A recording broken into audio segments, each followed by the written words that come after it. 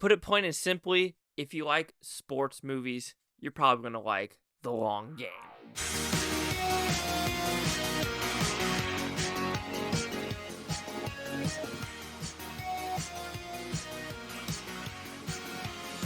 Chase Lee Hockey here with the Blue Futon reviewing The Long Game. So what's about? Pretty simple premise. We are in 1956 El Paso, Texas, which now I'm pretty sure El Paso, Texas, I don't ever want to go there because there's a military base there that deals with like aircraft pilots and like, training.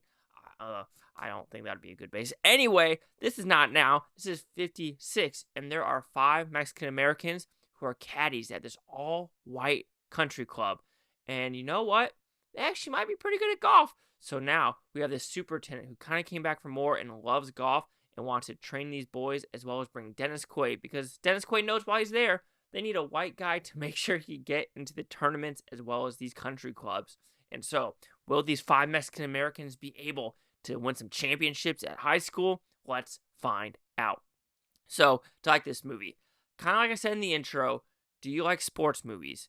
Do you like feel-good movies like Boy in the Boat, like Miracle, like the Shia LaBeouf golf one, The Greatest Shot Ever Played? Then you are surely going to like The Long Shot because it has the nice cinematography, it has the good directing, it has the good acting, and it's just an overall well-crafted, heartwarming movie about following your dreams, even though some people could be family and outsiders that are trying to push you down.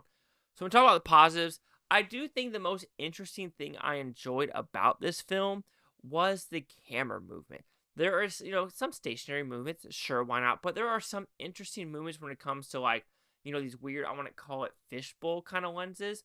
But when you're going into the golf club and zooming out, it was just fun. There's some different elements he was trying to do, because you see some movies where it's just stationary and it doesn't try anything new. At least here, I feel like the cinematographer as well as the director wanted to do some interesting shots throughout this movie. And I do think it played off pretty damn well. Acting by Dennis Quaid, Jay Hernandez, the wives, the 5 Mexican-American kids, they do a pretty good job overall.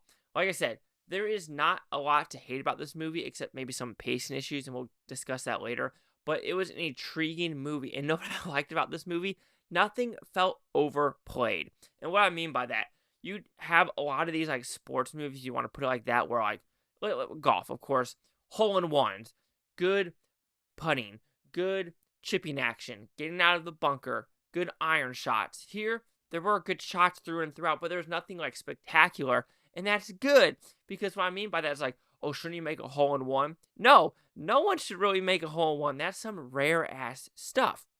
Also, like, good chipping. Sure, you can get on the green, have a good spot. Absolutely. And here, it just felt realistic in that motion of, like, not having anyone in this movie doing ridiculous shots. Yeah, there's some good shots, good putts, but nothing like hole-in-ones this close to the hole. And I really enjoyed that realism to the movie. I did enjoy some of the backstory of Jay Hernandez and Dennis Quaid, which I'm guessing was either in World War II or the Korean War.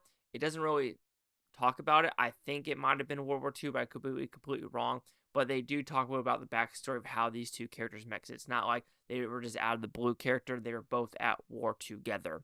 There is dynamics, too, about 1956, Mexicans coming to USA and how they were treated. Absolutely. Everyone's treated differently in every country you go to. So I understand. I do find it interesting, right, that we have all these movies about, hardship in America and, I hate to say the bootstraps version, but, overcoming the odds and actually showing America what you're made of. The interesting thing is, like, if a white person, let's put it that way, in today's day and age, goes to these other countries, it'll be very interesting how it would work out. Even the same way, like, let's say a Mexican goes to Japan and tries to do one of their sports. Or an American goes to Japan to do their one sports. Would they be accepted in today's day and age? Or China? Or an African country? Or, a Middle Eastern country? Probably not. Or a South American country, even that way. Because even if you go down to South America, you don't want to call like a Chilean a Brazilian or a Colombian a Puerto Rican. Shit you don't want to do. So it's very interesting dynamics how I look at that. I'm not saying, oh my God, it's so much hate for the white man. No, I'm not trying to say that. I just like the interesting dynamics, because even there's a Chinese comedian who is like, to piss off my parents, I'm going to date a Japanese person. So it's just interesting dynamic. And also like the Indian community and the Pakistani community, where it's like, even though they're quote unquote another comedian brown, they're a different type of brown. It's just fun stuff like that where people are like, oh my God, the 50s and 60s and 70s must be horrible. It's probably still the same on a little bit of extent, like even African countries like Sudan and Chad and Niger and Nigeria. It's like countries, they don't get along. And it's like, I just think it's fascinating as a whole, where you could think about how we talk about in America where everyone hates each other and it's only happening in America. Nah, fam. It's kind of a worldwide epidemic. You call it the Tower of Babylon. Is it Babel? Babel. Sorry, the Iran Tower. Babel. Or is it Iraq? I think Iran or Iraq. Anyway, don't know my history in the Middle East, so that's my fault as well. But like I said, if I could talk about... I know I'm not even talking about golf anymore. Anyway, going back to this film, I do think it's very fascinatingly just played out. And also how good these golfers are, and you get to know each one of their backstories of what they did like after 56. I found that very interesting of what they pursued after high school, how only one of them really went into golf, into pros out of the 5, and it wasn't the best one. So I think that's pretty cool. Yes, it's a 2-hour movie. They try to do some like love story stuff, and that didn't really connect for me as well. Also, some of the backstory with Joe's father, I wish we got a little bit more information about why he is there. I understand the mom's not in the picture, and there's something that has to do with him as a bodily function that they kind of show later on in the movie. But I want to know why. What happened to him to make him like have that, mentality of he doesn't want his son to succeed. Like, there were some interesting story aspects like that where I wish it was fleshed out just a little bit more. So overall, though, The Long Game is a fine sports movie. If you want something heartwarming to put on the background, to be a good golfer, to just have a fun, American movie, if you want to put it that way, then I think The Long Game is for you.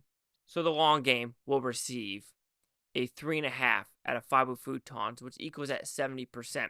So see the critics' news scores gave this one. Critics, 78%.